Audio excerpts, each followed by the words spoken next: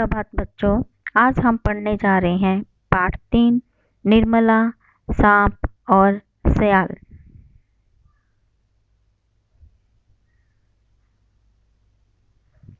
आइए, इस कहानी के मुख्य दो पात्र हैं, निर्मला और सियाल। ये कहानी मुख्य 3 केंद्र बिंदुओं पर आधारित है: ईर्ष्या, साहस और भूल का पछतावा। इस कहानी का आरंभ द्वेष, हिंसा और घृणा से होता है और इसका अंत दोस्ती पर आकर होता है। निर्मला को अपनी सहेलियों में सियाल, लहनू भाई भोया बहुत बुरी लगती थी। सियाल के पिता का नाम लहनू भाई भोया था। सियाल के व्यवहार और गुणों की सभी प्रशंसा करते थे। निर्मला भला सियाल की तारीफ कैसे सह पाती। लोग सियाल की माँ से कहते, कलगी बेन तुम्हारी लाडली बड़ी होनहार है। प्यारी सी मुस्कान। निर्मला चिढ़कर बुदबुदाती, दांत निकालने रहती है और लोग कहते हैं प्यारी सी मुस्कान।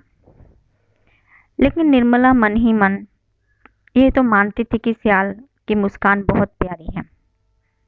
निर्मला और सियाल में यह अंतर था कि निर्मला को स्कूल जाना पसंद नहीं था और सियाल को स्कूल जाना बहुत पसंद था।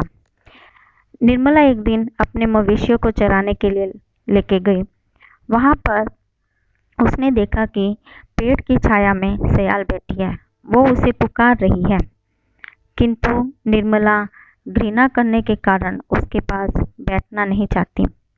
सियाल उसे हाथ हिलाते हुए अपने पास आने का निर्देश देती है। निर्मला उसकी ओर कोई भी ध्यान नहीं देती और अपनी मवेशियों को वो एक खुले मैदान में घास खोजने के लिए बिखेर देती है। निर्मला इधर उधर देखकर सोचने लगी कि वह किधर जाकर बैठे। जब वो घास के मैदान में बैठी तो उसने एक फुसकार की आवाज़ सुनी। उसे लगा कि जैसे कोई सांप है। हाँ, वो सच में एक बहुत बड़ा दैत्याकार अजगर था। निर्मला उसे देखकर भयभीत हो गई। अब उससे बचने का उसे कोई भी उपाय नहीं सूझ रहा था। वो करे भी तो क्या करे। उसने सोचा कि वो दैत्य का सामना कर पाएगी, किंतु वो ऐसा ना कर पाए तो वो सहायता के लिए चिल्लाने लगी। उस सांप को देखकर उसके प्राण सूख गए, जैसे कि मानो वो अभी जिंदा नहीं बचेगी। पलक झपकते ही निर्मला का घुटना उसकी कुंडली में फंस चुका था और उसने अपने जबड़ों से निर्मला का पंजा पकड़ लिया था। सांप की सख्त पकड़ से निर्मला को लगा कि उसकी हड्डियां चूर चूर हो जाएंगी। निर्मला ने सांप को झटकारने की कोशिश की। सियाल दूर से जब ये सब देख रही थी तो वो अपनी दोस्त को मुसीबत में पड़े देखकर रह ना सकी और उसकी सहायता के लिए दौड़ आई। सियाल ने निर्मला से कहा कि तुम घबराओ मत, मैं इसका सामना करूंगी। और सियाल ने बहुत ही साहस के साथ उसका सामना किया, उसके जबड़ों को फाड़ डाला और उसको उसके ऊपर लाठी से बार बार वार कर कर उसको मार गिराया। ये देखकर निर्मला बहुत ही खुश हुई। उसने सोचा कि वो जिससे घृणा करती थी उसने ही उसकी जान बचाई है, इसीलिए वो सियाल से दोस्ती करना चाहती थी। उसके पास एक बहुत ही सुंदर मोतियों की माला थी। वो उसे दोस्ती के नाम पर भेंट में सियाल को देना चाहती थी।